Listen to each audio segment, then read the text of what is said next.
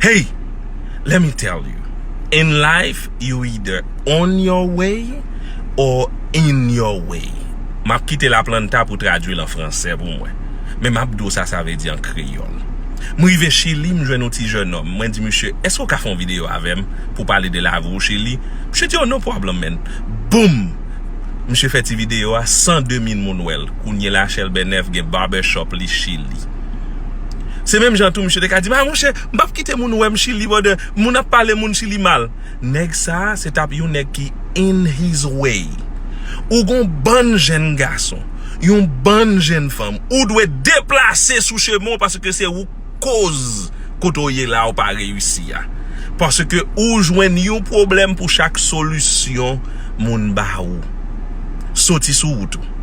Either you on your way or you in your way. If you are in your way, get out.